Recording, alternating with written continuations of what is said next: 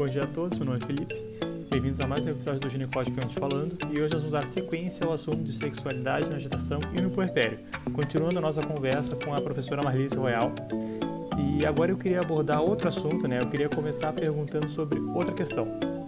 Sobre essas questões das próprias contraindicações, assim, se tem algum momento, alguma contraindicação que o médico ou até o próprio psicólogo deva falar para a gestante, nessas situações aqui, o ideal é que tu não tenha uma relação sexual, ou então, a partir desse momento, deveria parar com as relações sexuais até o passar o parto.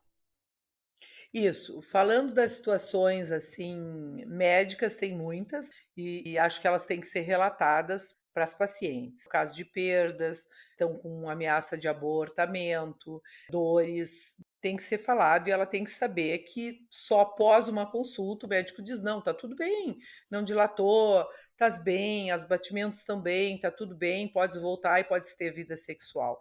Então são muitos detalhes que acredito que vocês teriam que assinalar para os pacientes. Eu não me atrevo a relatá-los hoje aqui, mas são muitos. O que eu lembro? Lembro de inúmeras pacientes minhas que eram por momentos de perda. E várias que eu visitei em casa, porque eu dava atendimento em casa também, elas não podiam ir, e eu chegava lá, elas estavam de cama, e elas não estavam de cama. E o médico tinha dito ficar de cama, pela perda importante que tinham. Então tem que trabalhar duramente com elas assim, e eu sou objetiva nisso. Eu trabalhava duramente assim, olha, tu quer perder o teu nenê? Tá? Não, não quero, porque tá, ele quer muito, filho. Aí tu vê, ela não quer muito, ele quer muito. Bom, mas tu topou, tu quer muito porque ele quer. Então, tu vai ter que fazer o que o médico disse. É cama, é cama. Ah, não, mas pode te levantar? Pode. Perguntar se pode ter vida sexual? Não, não posso ter vida sexual. Ele não me disse, mas não posso ter. Bom, se ela não pode ter porque o médico disse, é muito importante que não tenha. Se ela não pode ter porque ela também não está querendo, nesse momento do repouso, nesse momento do cuidado, ela não pode ter. Porque ela vai oferecer resistência, porque ela vai oferecer e vai piorar o relacionamento. Eles precisam estar unidos. O que eu fazia e sempre fiz no momento que eu atendia o casal, e quando eu ia em casa eu via o casal. Conversava com ela, os dois juntos, e falava com ele no final. Olha aqui, é muito importante, inclusive é um dado bem que eu considero assim importantíssimo. Tu sabe pelo homem que ele vai deixá-la após a gestação. Ele vai deixá-la. Ele não quer mais aquele casamento, ele não quer, ele está querendo deixar agora, no primeiro, segundo, terceiro, sexto mês, nono mês. Qual era o meu trato com eles? Assim, olha aqui. Tu sabias que ia engravidar, tu topou a gravidez. Não, eu não topei. Tá, não topasse, mas tu tá junto. Se tu deixares esta mulher, o teu filho corre ou a tua filha riscos, e aí que tempo eu tenho que ficar? No mínimo até nascer. Aí depois eu aumentava o meu pedido. Trabalhava com ele. No mínimo 6 meses após o nascimento do bebê. Aí, se tu me perguntares, conseguisse, consegui. Com vários homens que tinham um determinado conhecimento e se apegaram ao bebê, se apegaram não a elas, mas respeitaram o momento que elas estavam passando, e eles ficaram e depois seguiram sendo bons pais no sentido de estar presente, ajudar, etc, etc. Com uma grande maioria, não. Com uma grande maioria, não. Que casos foram esses? Os casos em que estas pacientes precisavam, sim, de mais cuidados. Não digo de repouso e não ter vida sexual, mas mais cuidados. Pacientes que ficam muito sensíveis, pacientes que ficam muito angustiadas, muito chorosas, muito fantasiando muito traição, fantasiando muita coisa. Esses casos, alguns que eu atendi, não houve traição. E na cabeça delas havia. Não houve traição. A mulher fantasia muitas coisas. Ele não está me desejando porque eu tô assim, ele deseja a fulana, ele deseja, chegam a fantasiar com as amigas, com isso, com aquilo. A fantasia da mulher na gestação triplica, quadriplica. Vamos ficar sem fantasiar? Não. Vamos falar com esse parceiro, vamos perguntar para ele, vamos fazer tratos com ele. Os relacionamentos são cheios de trato. Né? Se não renovarmos os tratos, e não é renovar os mesmos tratos. Eu estou casada há 43 anos, com o mesmo homem, pai de 3 filhos, 6 netos, 4 netos. Estou esperando, eu acho, mais 2. Para ter dito 6, estou esperando mais 2. Pois bem, como é que tu te mantém? tem que ser novos tratos. Não é trato de chegar e me sentar e dizer, olha, eu penso isso, eu quero aquilo. Tu tem que conhecer a pessoa. A gestação é o momento de novos tratos, de novas regras, de nova compreensão, de novas coisas. O homem suporta ver a mulher chorar na gestação? Não. Eu acho que o homem não suporta ver a mulher chorar nunca. O homem olha a mulher chorando, vira de lado, está na cama e dorme, até hoje. Antigamente, muito mais. Ai, porque ele é um insensível, porque ele não viu que eu estou assim, tá. Ele viu, ele não sabe o que fazer. Quando nasce um bebê que chora uma noite inteira, quem mais sabe o que fazer é a mulher. Há anos atrás, a Unimed tinha um curso para gestantes. Nem sei se hoje tem, porque trocou tudo. Eu fui palestrante anos da parte psicológica.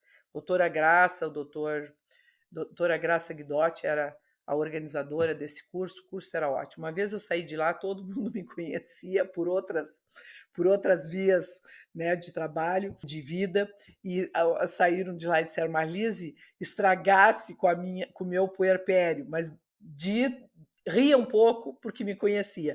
Como estraguei com o teu puerpério? Sim, tu dissesse que quem tem que atender o nenê quando o bebê chora é a mãe.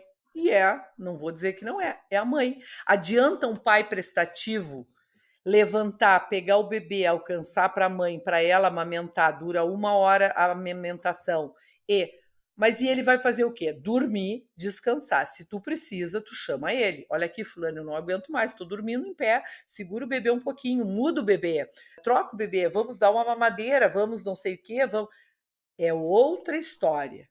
Eu não estou dizendo para ele se desligar a noite inteira e não ajudá-la, mas ele tem que ajudar a ela e vai ajudar o bebê por consequência, mas o bebê quer ela.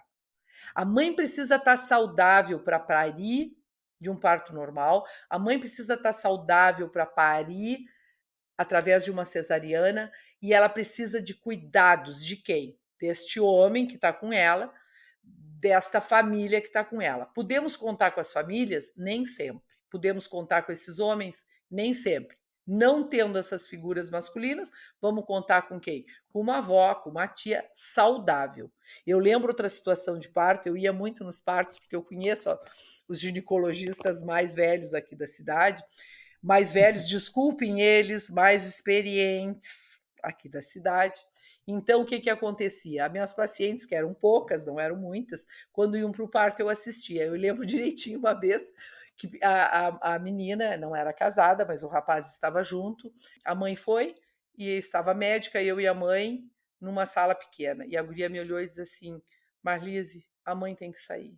Se a mãe não sai, eu não vou conseguir. Ela teve um parto normal, era uma guria de 15 anos, teve um parto normal. Se a mãe não sair, eu não vou conseguir. Tinha 1000 coisas, eu atendia ela, eu sabia, mas a mãe estava lá, tinha orientado, não adiantou orientação. Na hora, a médica concordou, pediu para sair, eu pedi, a mãe saiu numa boa. A guria pariu em 2 minutos. Uma guria de 15 anos não pare um filho normal de 2 minutos, o primeiro filho, primeira gestação. Então, são casos e casos. Então, essas coisas, né, Felipe, essas coisas é muito importante, por isso que o obstetra, ele e o gineco que faz obstetrícia, ele pode antes orientar em pequenas doses algumas coisas, porque ele já vai conhecendo a reação daquela paciente. Vocês devem ter um monte de pacientes que já dizem assim, não vou ter filho, nem pensar, ele quer muito, mas não vou estar. Vai ter. Ele, então, quando diz e vai junto, eu não quero nem pensar, já combinei com ela, vai ter. O que está errado? Ela ter sem avisar para ele, completamente errado, ele não é trouxa. Ele depois vai se dar conta só como os homens se davam antigamente no terceiro mês. Olha, não é mais assim. Os homens nem antigamente se davam conta no terceiro mês, eles se davam conta em seguida, porque eles também sabiam, os mais espertos, os mais inteligentes, os que liam mais, quando a mulher estava assim, fogosa, digamos, a palavra. Quando a mulher está louca de tesão, louca de fogo, louca de libido, ela está ovulando. Ela está ovulando, ela está no cio, que é uma palavra que deixa as mulheres mal. Eu não estou no cio coisa nenhuma, cio tem os animais. Estás no cio, te cuida. Não é problema nenhum estar no cio, coisa boa, coisa boa. Uma das coisas que as mulheres mais perdem pós-menopausa é não ter o cio, é perder os hormônios total. Então, vamos aproveitar as vantagens, não vamos lutar contra elas, não vamos ofender contra elas. Então, é muito, muito importante essa questão. E claro que as contraindicações médicas, elas se sobrepõem às contraindicações psicológicas. Os psicólogos, alguns que me conhecem, dizem: parece que tu não está a favor da nossa área. Não, eu estou a favor da nossa área. As coisas psicológicas são intensas, muito intensas. Mulheres que só transam no escuro, mulheres que não tiram a roupa, mulheres que não deixam tocar aqui e acolá, e os homens estão cheios de fantasias, cheios de vontade de fazer isso, fazer aquilo, etc, etc. Mulheres que acham que qualquer movimento é agressivo, e a vida sexual, ela não tem que ser agressiva com violência, mas ela é cheia de movimentos, gemidos e vozes e barulhos que não são barulhinhos de nina nenê, de canções de ninar. E essas mulheres muito, muito sensíveis, que idealizam muito determinadas coisas, elas idealizam uma gestação, e aí é um baita perigo. Mulheres que idealizam a gestação e que está tudo maravilhoso, e que tem o quarto fantástico. Fantástico que eu digo, não importa a situação social, mas que só se dedicam nisso, vão complicar no parto. Vão complicar no parto, tem que estar com os pés no chão. Pode ter problema no primeiro trimestre, pode ter no segundo, pode ter no último, por isso o médico é fundamental. O psicólogo é coadjuvante. Se ela já está numa terapia, ótimo. Mas um psicólogo que nunca entrou numa sala cirúrgica, que nunca atendeu, ou que nunca. Ele não pode. Ele não pode. Agora, temos muitos psicólogos hoje, temos muitos que estão acompanhando todo esse processo. Claro que estamos. Por exemplo, vou te dar outro exemplo. É bem comum, puerpério, nasceu o bebê, vou lá visitar minha paciente, e lá está ela sentada, toda a família, ela cheirosa, maquiada, tá perfumada.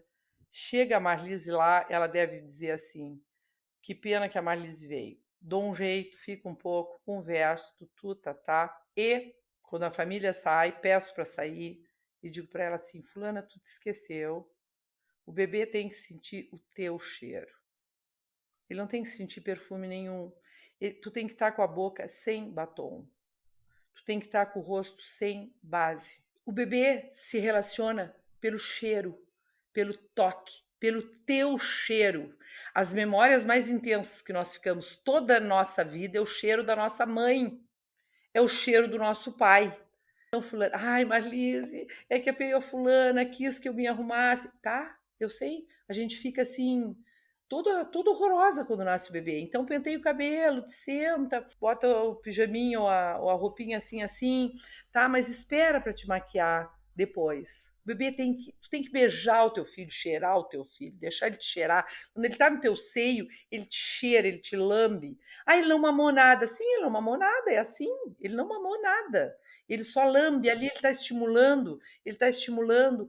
O bebê que faz isso, então, se fala antes, mas falando antes, isso acontece depois. Tudo ao contrário, porque há uma idealização. Vai chegar pessoas e vão me ver e vão me tirar foto. E hoje mais, né, Felipe? Pelo amor de Deus. Olha, chega uma pessoa e já publica. Não deixa publicar. Não deixa publicar nada. Não precisa publicar. Quando tu queres que publique alguma coisa, bonitinha. Tua, bonitinha da tua filha, do teu filho, não precisa. Ah, eu sei que as pessoas chegam, olham e dizem assim, que lindinho é, mas não dizem que ele é bonito. Tu acha bonito o neném recém-nascido? Eu não acho, mas o meu eu tô achando. Ótimo, que bom que tu tá achando o teu. Quando a gente acha o bebê da gente bonito, a gente se vincula a ele. Quando a gente acha parecido o olho que não é parecido com o da gente, a gente se vincula com ele. Depois é outra história. Nós temos que nos vincular. Os primeiros vínculos têm que ser com a mãe e o pai. Depois entram os coadjuvantes, as avós.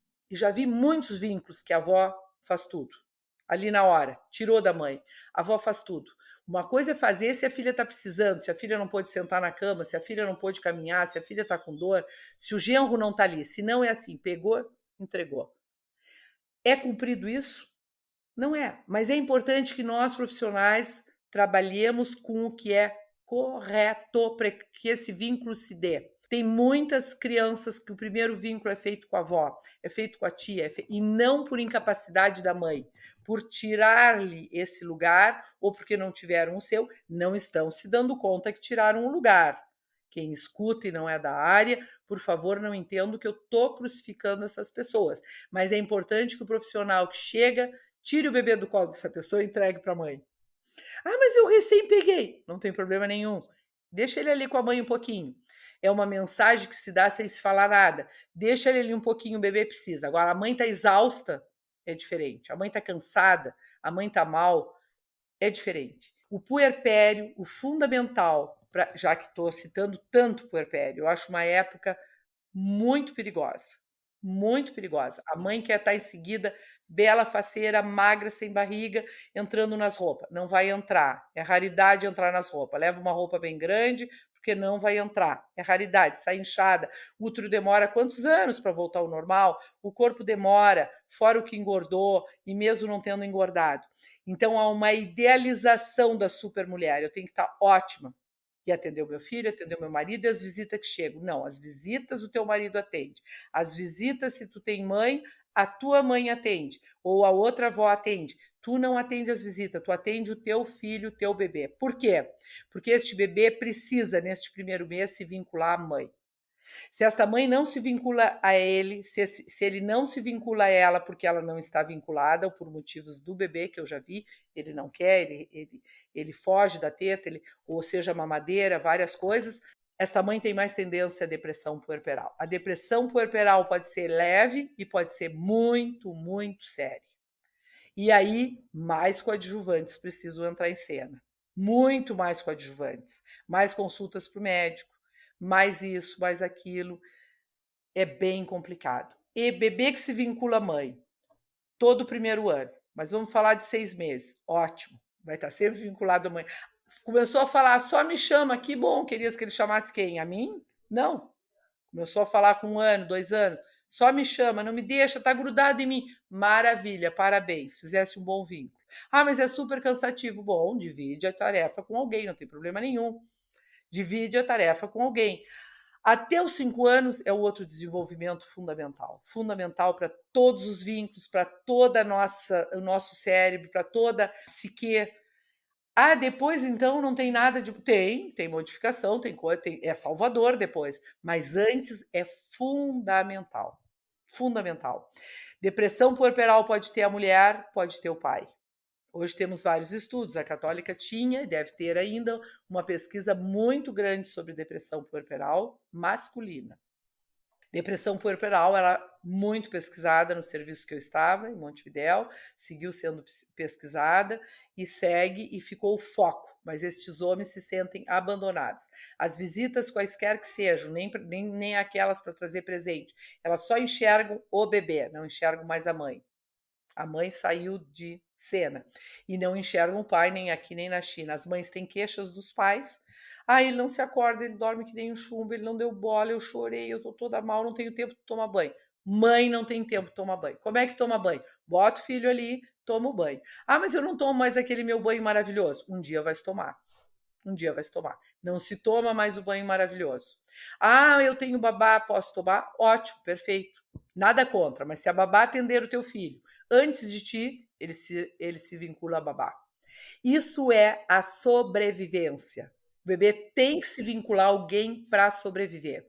Eu lembro uma cena contada da minha família, que a mãe que amamentava, a outra parente da mesma idade veio e deu de mamar e disse assim: vamos trocar, ver se os bebês nanam? E a pessoa respondeu assim: eu acho que vão mamar, não estou querendo. Ah, não, tenta. O bebê dela pegou a teta da outra e mamou. Ótimo, perfeito, a reação tá, a criança tá com reação. Aí a outra teve uma crise. Ai, mamou em ti, Tutu não vai mamar. Vai mamar em ti, mas o bebê mama. E que bom que ele mama, que bom que ele aceita, porque ele tem que sobreviver. O bebê é fome, ele quer teta, teta, teta. Agora, ele pode lhe dar uma mamadeira carinhosamente, pode ser o pai, a tia, fazer a maternagem, pode, qualquer pessoa. E essa maternagem precisa acontecer, principalmente quando esta mãe está destruída, destruída. Eu tenho uma cera minha que eu conto. A minha filha mais velha, hoje tem 40 anos, a minha filha mais velha tinha uns 3 mesinhos e eu estava em casa sozinha, assim, atarefada, enlouquecida, aqueles dias que a mãe está enlouquecida. Acho que ela chorava sem parar e eu sacudia, tá. Não, era menos de 3 meses. E entrou e chegou, bateram na porta para levar na época que davam para os médicos laranja, tomate, isso e aquilo, e entregou uma cesta, o senhor me conhecia e disse assim, ele olhou a minha cara de desespero e eu acho que ele pensou assim, capaz dela estar enlouquecida, o que ela vai fazer com essa criança? Não sei se ele pensou. Ele me olhou, como era meu conhecido, disse assim, posso pegar o nenê? Eu digo, tá, o senhor entra, senta, pega ela. No que ele pegou, ela se acalmou. Quando a mãe está desesperada de cansaço, de amamentar, de banho, de noite mal dormida, de doença, nascem nenês doentes, nascem nenês que tem que ir no pediatra semanal, ela precisa desses coadjuvantes. Ele lembrou por anos isso, por anos. Quando me via dizer assim, se lembra que eu acalmei o bebê? Eu digo, sim, o senhor acalmou o bebê e o senhor me salvou. Se ele ficou 15 minutos com o bebê no colo, com a Mabel, eu não sei, mas me acalmou para eu respirar e pegar a criança. Se eu estou ultra nervosa, eu não atendo. E os pais a mesma coisa, pais ultra nervosos, tensos, mães ultra nervosas e tensas. Agora, pais poderosos que pegam o nenê e dizem para a mãe assim: tu não está conseguindo, olha como eu consigo, destroem com ela. Vós poderosas que olham para a mãe e dizem assim: deixa comigo, tu viu como ficou ótimo? Destroem com a mãe. A mãe precisa melhorar. A mãe precisa ficar saudável, precisa ver que aquilo é um período da vida.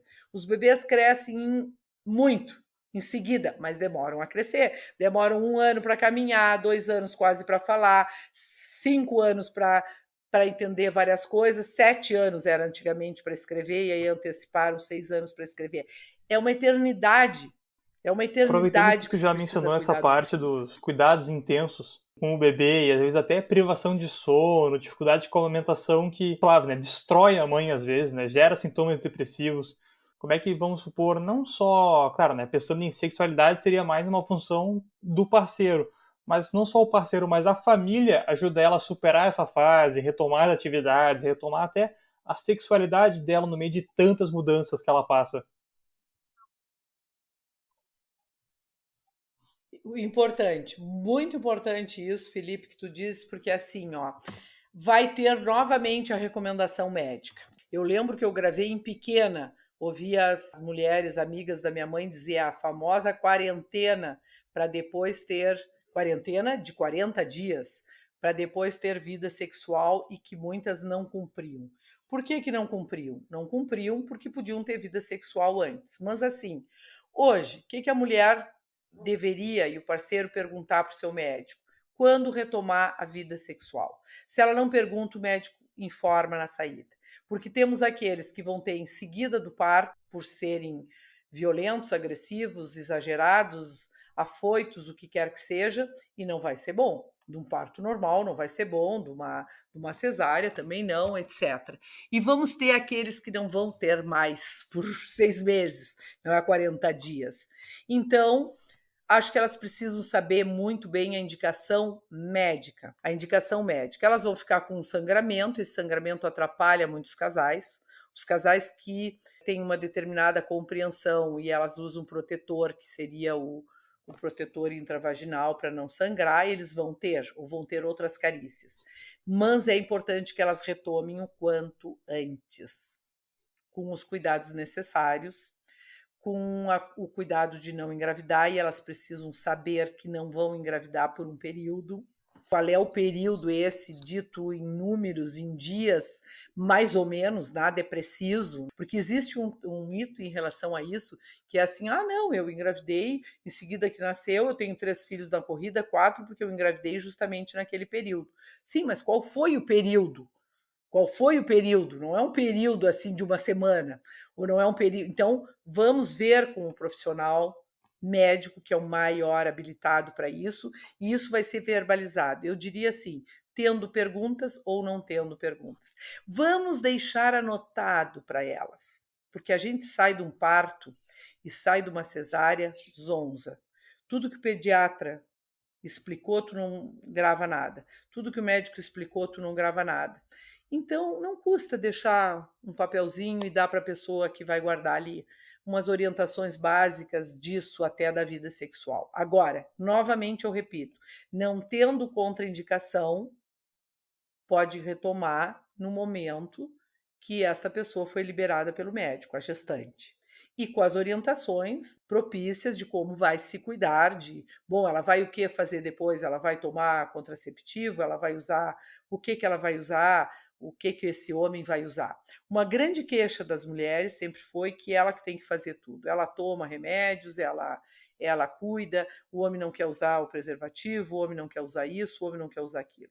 Isso eu só digo que é uma postura que a mulher é muito permissiva com os homens, porque em épocas passadas os homens usavam por exigência das mulheres. Então, na verdade, não quer é relativo. O homem que não quer usar preservativo, nunca na vida quer usar, ele tem alguma dificuldade com o preservativo, ou perde a direção, ou fica inseguro, ou na hora de botar ele se desconcentra. Ele tem que trabalhar essa questão nele. Então, hoje os métodos contraceptivos são muitos, eram pouquíssimos, são muitos. Então, ela precisa estar orientada quando voltar, ela precisa estar orientada da higiene que vai fazer vaginal. As mulheres têm medo, não fazem a higiene adequada após um parto natural, têm medo, não fazem a higiene adequada do corte de uma cesárea.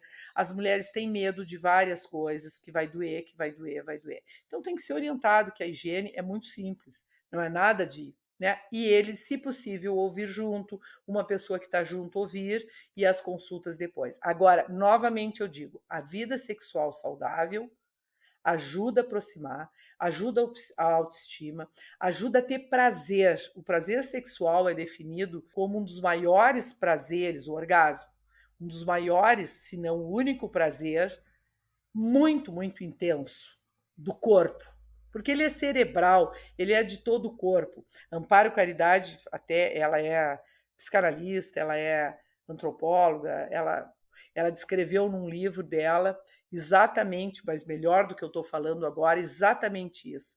É o prazer mais intenso de uma descarga sexual fantástica, que dura segundos, mas é ótimo, por isso que se repete. Então, esta mulher que nunca teve isso, ou que teve, e ela quer repetir muito rapidamente, tem que explicar para ela, calma, e este homem a mesma coisa. Agora, a resposta sexual masculina de um homem jovem, ela é, se fosse um gráfico, ela era um gráfico ascendente. A resposta sexual feminina, ela é em ondas, por causa dos hormônios. Isso as mulheres precisam saber. E pós-parto a mesma coisa. Os hormônios dela são para ela amamentar, os hormônios dela são para ela, para tudo do corpo dela entrar nos eixos, como se diz. Isso de que o útero demora quanto tempo, eu até não quero arriscar a dizer, porque eu ouvi foi da doutora Graça há bastante tempo, demora 2 anos para ficar no seu tamanho normal, é uma coisa assim que as mulheres não sabem. Então elas precisam saber assim, nada vai ser igual, até porque nada vai ser igual nunca na nossa vida.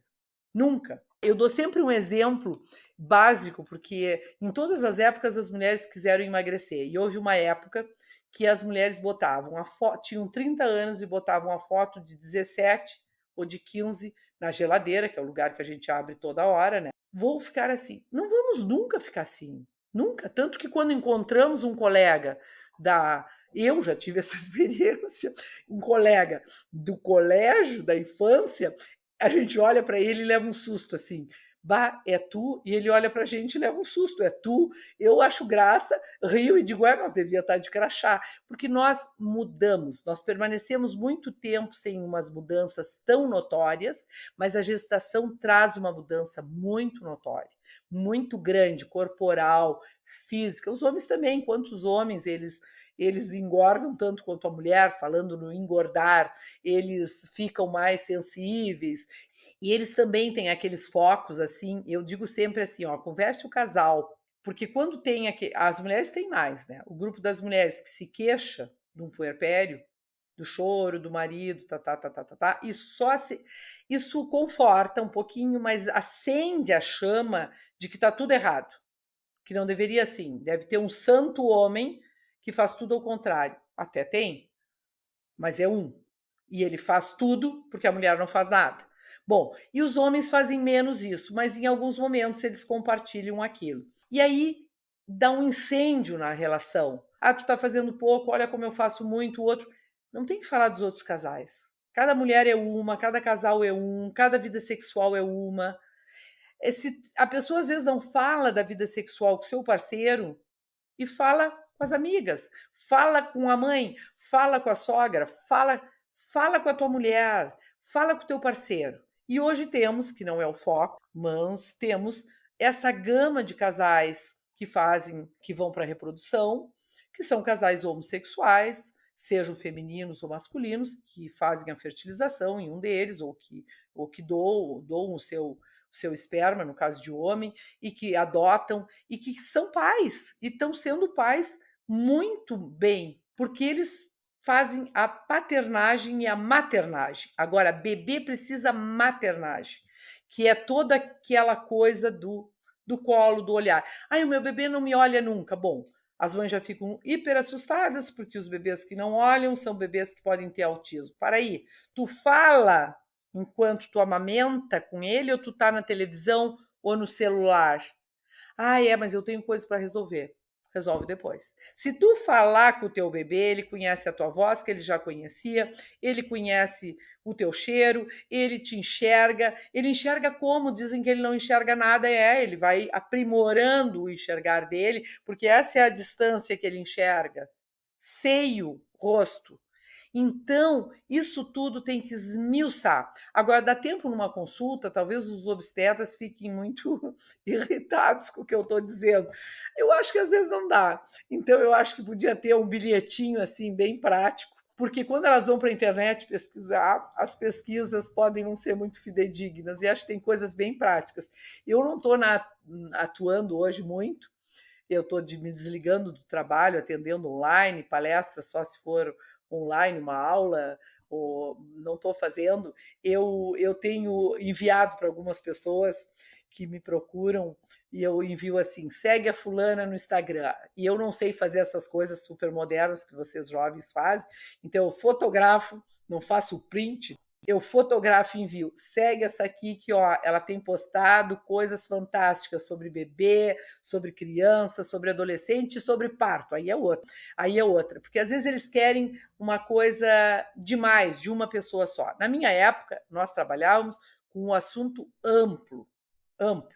Quando atendi um homem que estava querendo engravidar a sua esposa e ela não queria, chegava a ter esses atendimentos. Logo chamava ela, logo atendia em casal, logo eram diferentes atendimentos. Atendimento em hospital era muito difícil. Lá em Montevidéu nós tínhamos grupos de gestantes, grupos com os médicos, grupos não, atendimento individual de casal, a enfermagem preparada. Quando cheguei em Pelotas, anos 82, 83, formamos um grupo lá.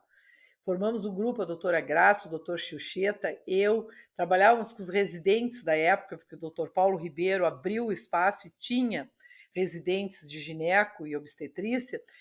Funcionou 1 ano, 2 anos. Teve outras pessoas que fizeram em outros hospitais, mas tudo funciona um tempo e para, funciona um tempo e para. E parece que aí nunca funcionou, mas funciona. Temos em Pelotas médicos excelentes, estudantes que estão querendo saber um monte de coisa e por isso fazem esses encontros, esse podcast, fazem os vídeos, as aulas, convidam profissionais daqui, de fora. Então é um momento muito, muito importante de aceitação do casal, de união do casal, de união da família, de união com este bebê. Este bebê precisa de adultos que cuidem dele. Agora, se mãe não cuida e pai não cuida, alguém vai cuidar. Senão, este bebê vai morrendo, vai definhando. Pode morrer na literal? Pode morrer na literal se ninguém cuida ele. Agora, porque ele precisa de mãos que peguem, toquem, troquem a fralda e alimentem. E carinho. Agora, se este bebê não tem algumas coisas assim e tem outras, ele cresce, fica com sequelas psíquicas, que vão ser curadas ou não vão ser curadas. Quanto mais cedo alguém se preocupa com as coisas psíquicas, melhor. Quanto mais tarde essa criança e esse jovem, esse adolescente, essa mulher precisa ter um potencial de saúde tão grande, tão intenso, que ele dá a volta por cima nas coisas e toca a sua vida. Com o quê? Com trabalho. Agora, por exemplo, voltar a trabalhar. Tem que voltar a trabalhar. O trabalho nos ajuda. Agora, não tem que voltar a trabalhar com 3 meses o bebezinho. Que bom que agora é 6 meses para alguns, ou é 4 meses. Que bom, mas tem que voltar a trabalhar. O trabalho faz bem até para sair de casa e deixar o bebê com alguém. Agora, a mãe preocupada vai trabalhar com a Não, mas criança tá na certo. O cabeça, que a Mari? gente mais quer Estou agora falando são muito, informações, Felipe. né? Informações e essa experiência técnica que a única coisa que cria isso é o trabalho, né? O trabalho, a experiência na área. E infelizmente por hoje nós vamos ter que parar por aqui e deixar para continuar o resto da experiência da professora Marlise em outro episódio. Um episódio que vai sair na semana que vem. Muito obrigado a todos e espero vocês na próxima semana.